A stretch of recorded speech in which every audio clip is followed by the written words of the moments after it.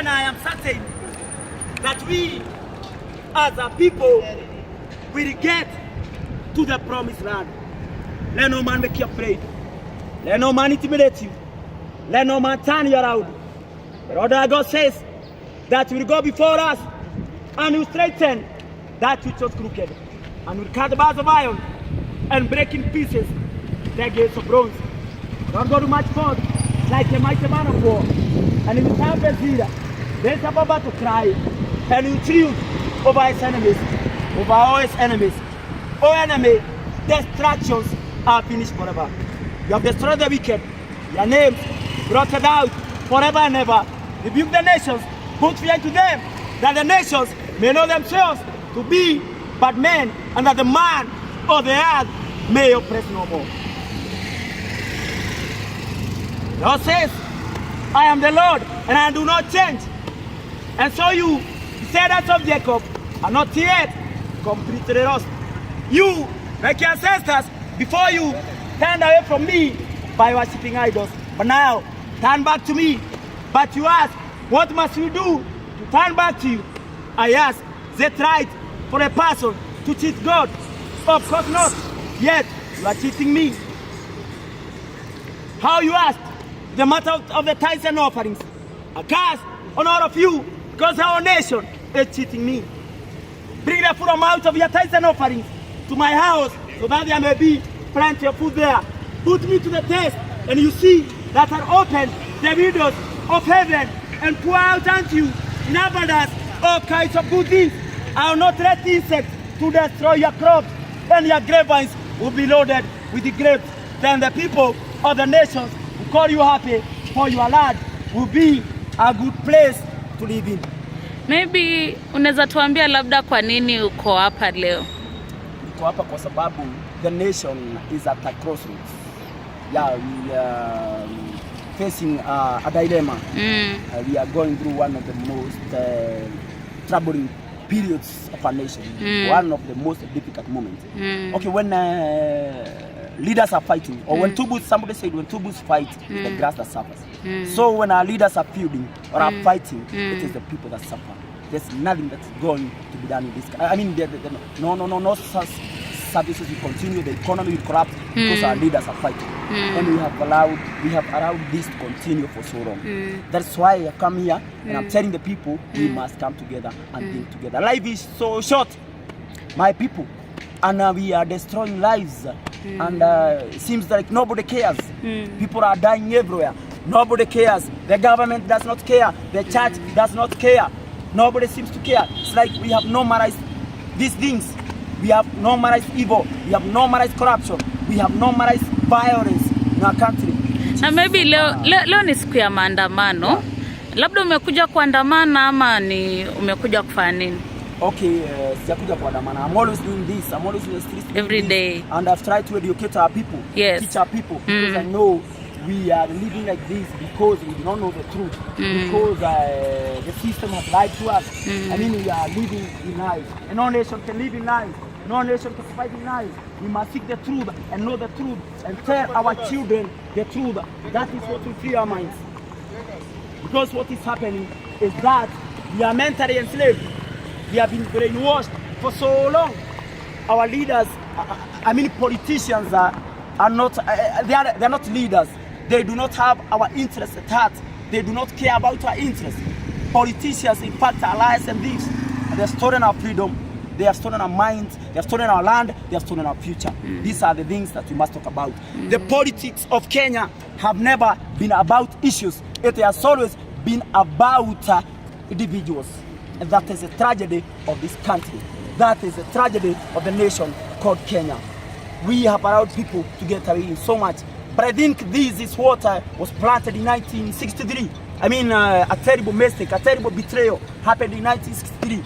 Betrayal in the city, the so-called. And we have refused to come out and try to seek the truth and know the truth so that we can free ourselves. And I'm telling this generation that we must, for this country to become free, we must look at these two issues and speak about them: tribalism and corruption. These are the issues that have destroyed this country, that people are struggling so much People are in poverty, I mean demeaning poverty, shameful poverty, and these are the majority. Why? 60 years after independence, our people cannot afford the basic necessities of life. Our people are living in slums, our people are dying every day. Police are still killing people in this day and age. And that's what I'm saying. In fact, our police are trained to believe that the enemies of the state are the poor people. But that is not the truth. The true enemies of this country, the true enemies of the people are the corrupt leaders who are in power, who have hijacked this country and held our country into ransom for 60 years. Maybe ningependa kujua maoni yako kwa hii maandamano ni nini? Itasaidia Wakenya ama? Hakuna mahali itasaidia, haitasaidia hata kidogo, because at the front of that maandamano ama on the table hakuna issues za the poor people. These people are just capitalists who are trying to get power. I mean, their only intention is to get power, and that is what is about our politicians. That's why I'm saying we must take a very big break from the way we do things. Kwa sababu wanasiasa wetu wanataka tu power. There's nothing else. They don't care whether you die, whether you starve, whether you sleep here outside here in the streets, because many people are homeless today.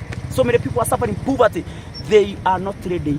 They do not have a good will to address the problem of poverty, and that is the problem of our time. As I have said here, poverty is modern day slavery. It's not that we cannot address the issue of poverty. We can address it.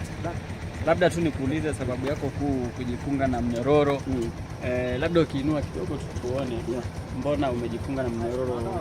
Tatizo ni gani? Niko na tatizo ni that there's nobody who's speaking about what is happening in our country.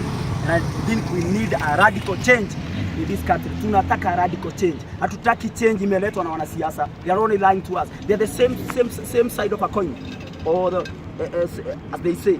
Sindio? Hata kama tulichagua wale wengine ingekuwa the same things we are going through. Tungekuwa tunapitia hayo mambo. Kwa sababu shida ni tumekataa kufungua macho yetu, tujue historia yetu, na historia yetu ndio itatuweka huru. Tunafuata historia ya wazungu, tunafuata uongo, na hatutaki question the government. In fact, politicians get away with anything. They get away with murder, they get away with corruption, they get away with theft, embezzlement of people's whatever resources.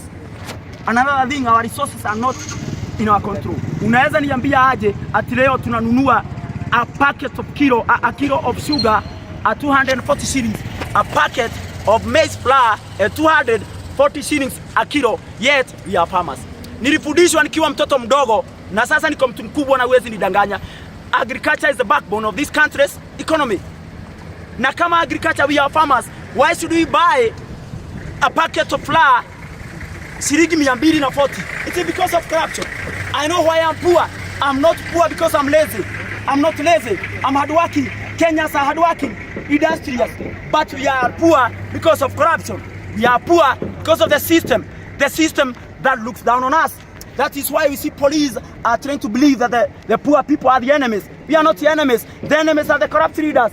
Be it the kings, the president, whoever is in power, and they are corrupt.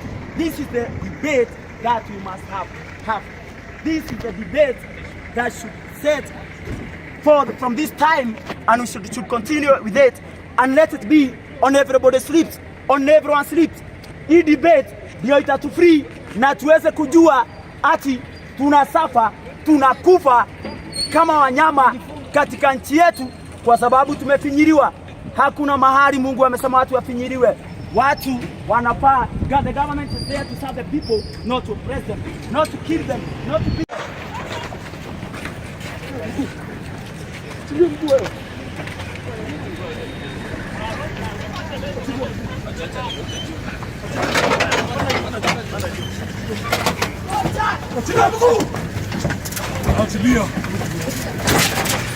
Yoni tota na mmeiona hapeni ni the Africa of Africa.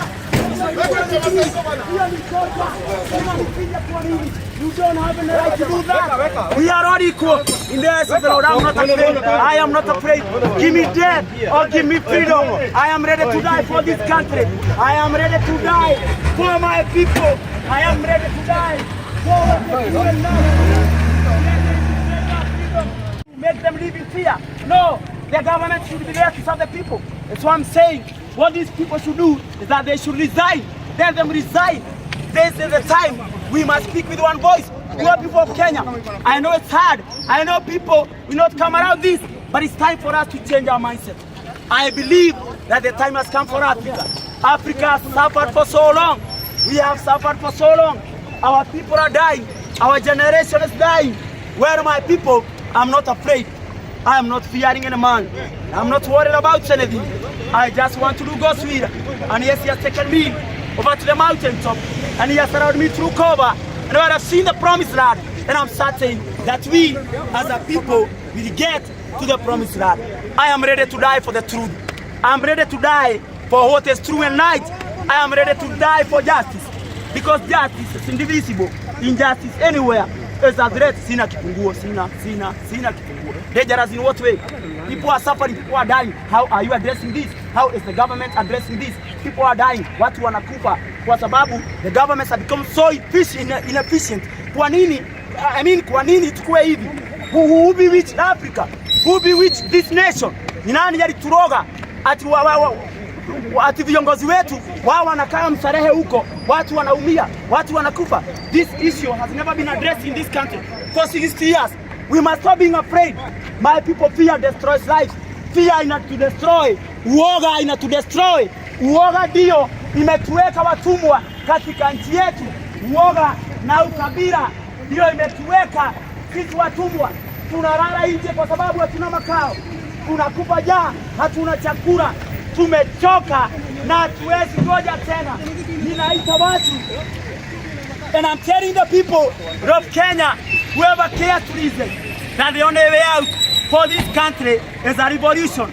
A revolution of the mind, a revolution of ideas, a revolution of values. A true revolution of values will cause us to look at, to question the fairness and justice of many of our past and present policies. A true revolution of values will cause us to look at history and the glaring contrast between wealth and poverty, and we shall say with a righteous anger that this is not right, and it is not right at all. That 60 years, my people, after the so-called independence, majority of our people are left to languish in our own island of poverty, in the midst of a sea of material opulence and prosperity. 60 years after the so-called independence, majority of our people are haranged by a corroding sense of fear and a nagging sense of nobodiness. Almost 60 years after the so-called independence, majority of our people are addressed, homeless, and we are getting hopeless every day. Many are jobless. Now it's time to free this country from the colonialism. Nothing changed in 1963. The only thing that changed is the color of the skin, but we are few slaves. Africa has never been free. Africa has never ruled herself. The black man has never been controlled. The Africa of today is too much necessary and cruelly exploited by foreign powers at the behest of our leaders. Our leaders and their partners and soldiers of the left, they do not stop.